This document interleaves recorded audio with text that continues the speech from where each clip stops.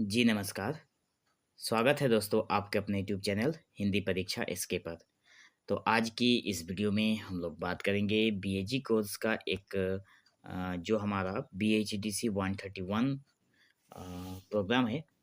Course title है उसके एक बहुत ही महत्वपूर्ण प्रश्न उत्तर के बारे में जिसका नाम है जो प्रश्न है राम काव्य परंपरा के विकास को रेखांकित कीजिए, जो कि हर बार 1 या 2 सेमेस्टर या फिर 2 एग्ज़ाम के बाद तीसरे एग्ज़ाम में देखने को मिलता है। सो बढ़ते हैं आगे और देखते हैं हमारा जो प्रश्न है उसके जवाब में हम लोग क्या लिखेंगे। उत्तर में हम लोग इस प्रकार लिखेंगे, राम काव्य परंपरा भारतीय साहित्य की एक महत्वपूर्ण धारा है। बिल्कुल धारा है, क्योंकि राम काव्य की जो परंपरा है वो आज से नहीं, त्रेता युग से चली आ रही है। ठीक है? जो विभिन्न भाषाओं और कालों में विकसित हुई है, जो कि बहुत सारे विभिन्न भाषा और बहुत सारे कालखंडों में ये विकसित हुई है। यह परंपरा मुख्य रूप से रामायण और राम के जीवन पर आधारित होती है। राम काव्य परंपरा जो है वो रामायण से संबंधित है, जो कि राम के जीवन पर आधारित होती है। इसके विकास को हम विभिन्न कालखंडों और भाषाओं के आधार पर रेखांकित कर सकते हैं, क्योंकि ये बहुत पुरानी बातें हैं। तो इसके जो कालखंड हो गए वो विभिन्न कालखंड हैं, और भाषाओं के जो आधार हैं, क्योंकि उस समय से आज तक के अगर समय को हम लोग देखें तो बहुत सारी भाषाओं का परिवर्तन हुआ है। सो आगे चलकर हम लोगों को इन सारी चीज़ों को ध्यान से समझेंगे, और कहा गया है कि इसी के ऊपर इसको रेखांकित किया गया है। तो इसका जो पहला पॉइंट है जिसमें कहा गया है कि संस्कृत राम काव्य आदिकाल में, आदिकाल के समय में जिसका समय था 500 ईसा पूर्व से लेकर 500 ईस्वी तक। ठीक है? तो इसमें वाल्मीकि रामायण को हमें देखना है। कहा गया है कि राम काव्य परंपरा की नींव वाल्मीकि द्वारा रचित रामायण से पड़ी। अगर वाल्मीकि जी ने रामायण नहीं रची होती तो ये राम काव्य परंपरा का आज मतलब इसका कोई अस्तित्व ही नहीं होता।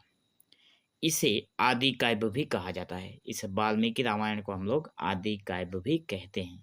यह काव्य महाकाव्य शैली में लिखा गया है। यहाँ से भी शॉर्ट क्वेश्चन बन सकते हैं। तो यह काव्य महाकाव्य शैली में लिखा गया है। कौन सा काव्य? वाल्मीकि रामायण। और इसमें राम के जीवन के बारे में लिखा गया है। राम के जीवन के जो संघर्ष है उसके बारे में कहा गया है। राम के जो आदर्श थे उसके बारे में, राम ने जो धर्म का पालन किया उसके बारे में, और राम ने जो नैतिक गुणों का उन्होंने विकास किया, प्रचार किया, उन सारी चीज़ों के बारे में बताया गया है। वाल्मीकि रामायण में राम को एक महानायक के रूप में प्रस्तुत किया गया है, जो मर्यादा पुरुषोत्तम है, और उनका जीवन एक आदर्श जीवन का प्रतीक है। ठीक है? तो ये बहुत ही इजी टॉपिक है। तो वाल्मीकि रामायण हम लोगों ने देखा 500 ईसा पूर्व से लेकर 500 ईस्वी तक। आगे है दूसरे नंबर में हम लोग देखेंगे प्राकृत और अपभ्रंश राम काव्य। मतलब भाषाओं के आधार पर, मतलब धीरे धीरे जैसे जैसे भाषाओं का विकास हुआ उसी तरह से इन सारी रचनाओं का भी विकास हुआ है। तो 500 ईस्वी से लेकर 1200 ईस्वी के बीच जब हमारा प्राकृत और अपभ्रंश भाषा था, उसमें राम काव्य की क्या दृष्टिकोण है, या फिर उसमें राम काव्य का क्या प्रस्तुत किया गया था, कौन सा अंश या फिर कौन सी चीज़ें हमें यहाँ से लिखने को मिलती है, देख लेते हैं। इस काल में संस्कृत के अलावा प्राकृत और अपभ्रंश भाषाओं में भी राम कथा का प्रसार हुआ। एक बात और मैं बता दूं, यहाँ पे जो हम लोगों ने देखा वाल्मीकि रामायण में, यहाँ पे साफ साफ लिखा गया है कि संस्कृत राम काव्य था। ठीक है? मतलब भाषा जो थी इसका रामायण की वो संस्कृत थी।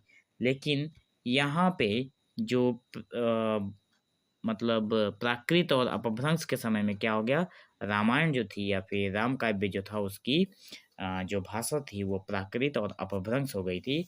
तो कहा गया है कि संस्कृत के अलावा प्राकृत और अपभ्रंश भाषाओं में भी राम कथा का प्रसार हुआ। विभिन्न जैन और बौद्ध रचनाकारों ने राम कथा को अपनी धारणाओं के अनुसार प्रस्तुत किया था। बहुत सारे ऐसे जैन और बौद्ध रचनाकार व्यक्ति हुए जिन्होंने रामायण को या फिर राम काव्य को अपने धारणाओं के अनुसार इन्होंने प्रस्तुत किया था। ब्रज के काव्य की बात की जाए तो जैन साहित्य में राम कथा को धर्मनिरपेक्ष दृष्टिकोण से लिखा गया, जहाँ राम को महानायक के रूप में दिखाया गया, लेकिन उन्हें ईश्वर के रूप में नहीं बल्कि एक मानव के रूप में प्रस्तुत किया गया है। वाल्मीकि रामायण में राम को एक ईश्वर के रूप में दर्शाया गया है, जबकि प्राकृत और अपभ्रंश राम काव्य में यहाँ पे ब्रज के जो काव्य लिखे गए थे उनमें इनको ईश्वर के रूप में नहीं दिखाया गया है बल्कि एक मानव के रूप में प्रस्तुत किया गया है। और जैन साहित्य में राम कथा को धर्मनिरपेक्ष दृष्टिकोण से भी देखा गया है। ठीक है, धर्मनिरपेक्ष का मतलब हो गया किसी भी धर्म को ये मान्यता प्रदान नहीं करता है। आगे देखें, मध्यकालीन हिंदी राम काव्य, जिसमें 1200 ईस्वी से लेकर 1700 ईस्वी तक की बातें हमें देखने को मिलती है, जिसमें कहा गया है इस काल में भक्ति काल और सगुण भक्ति की धारा के तहत राम को विष्णु के अवतार के रूप में महिमा मंडित किया गया। राम काव्य की यह धारा लोक भाषाओं में विशेष रूप से फली फूली।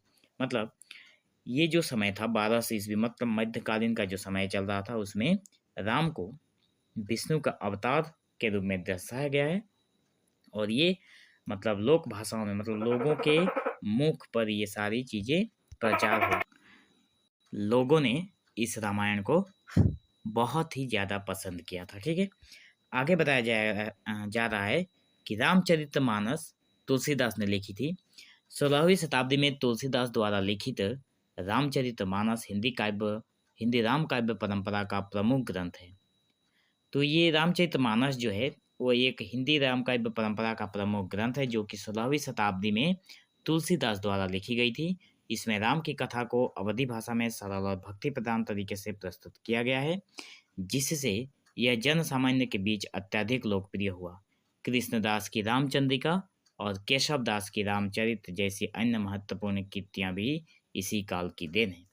तो बताया गया है कि ये जो राम की कथा को यहाँ पे रामचरितमानस में अवधी भाषा में इन्होंने सरल और भक्ति प्रधान तरीके से इन्होंने प्रस्तुत किया था, जिससे जन जीवन में या फिर जन साधारण में इन्हें अत्यंत लोकप्रिय हुआ था और बहुत सारे लोगों ने इसको पसंद किया था। ठीक है, इसको लोगों में प्रिय हो गया था रामचरितमानस। और इसी समय में कृष्णदास ने रामचंद्रिका लिखी थी और केशव दास ने रामचरित लिखा था। ठीक है, आगे है दक्षिण भारतीय राम काव्य।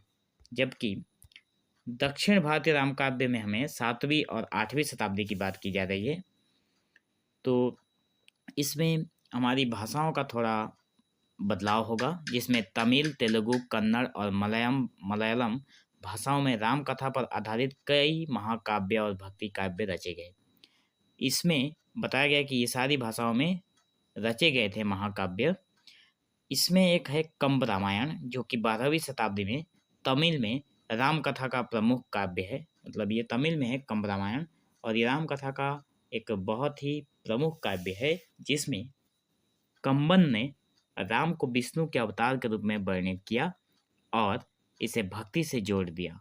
मतलब कहा गया कि कंबन जो व्यक्ति थे उन्होंने राम को विष्णु का अवतार इन्होंने बताया कंब रामायण में 12वीं शताब्दी में तमिल भाषा में, और इसे भक्ति के साथ जोड़ दिया। तेलुगु में राघव पांडवियम जैसे महाकाव्यों ने भी रामकथा को एक व्यापक रूप से फैलाया था। आगे की बात करें तो आधुनिक कालीन राम काव्य, जो कि 19वीं शताब्दी से वर्तमान तक चल रही है, वो है वो है जैसे आधुनिक युग में राम काव्य परंपरा का पुनरुत्थान हुआ, मतलब फिर से उसका जन्म हुआ, जहां राम कथा को नए संदर्भों में प्रस्तुत किया गया। साहित्यकारों ने राम के जीवन और उनकी मर्यादाओं को आधुनिक समस्याओं और चुनौतियों से जोड़कर चित्रित किया।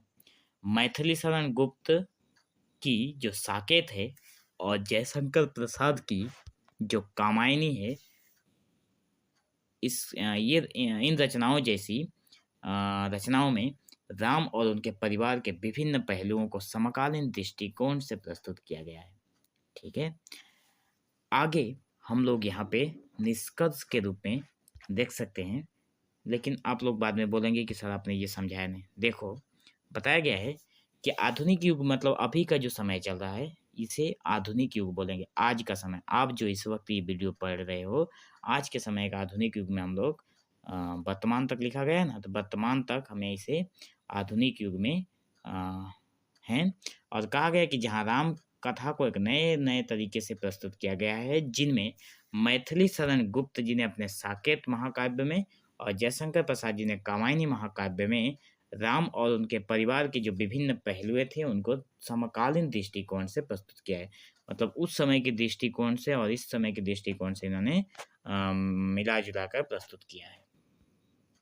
तो निष्कर्ष में हम लोग लिखेंगे कि राम काव्य परंपरा का विकास प्राचीन काल से लेकर आधुनिक काल तक निरंतर होता रहा है। यह परंपरा केवल धार्मिक दृष्टिकोण तक सीमित नहीं रही, बल्कि साहित्य, संस्कृति, समाज और नैतिकता के विभिन्न पहलुओं को भी समृद्ध करती रही है। बिल्कुल करती रही है। यह केवल धार्मिक दृष्टिकोण तक सीमित नहीं रही है। राम को एक आदर्श नायक के रूप में, एक मर्यादा पुरुषोत्तम के रूप में और एक भक्ति पूर्ण ईश्वर के रूप में प्रस्तुत करते हुए इस परंपरा ने भारतीय साहित्य और समाज को गहराई से प्रभावित किया है। ठीक है। सो आज भी आपके दिलो दिमाग में भी राम के जो तस्वीर हैं वो दिखाई दे रहे हैं। ठीक है। सो आशा करता हूँ आप लोगों को ये वीडियो बहुत ही अच्छा लगा होगा और ऐसे ही इंटरेस्टिंग वीडियो पाने के लिए चैनल के साथ बने रहें और चैनल के प्लेलिस्ट को ज़रूर फॉलो करें ताकि हर वीडियो आपके एग्ज़ाम के पर्सपेक्टिव से ही बनाया जा रहा है ताकि आप लोग एग्ज़ाम में अच्छे मार्क्स ला पाएँ। तो चैनल के प्लेलिस्ट को देखें और अपनी प्रिपरेशन करते रहें। So thank you for watching this video.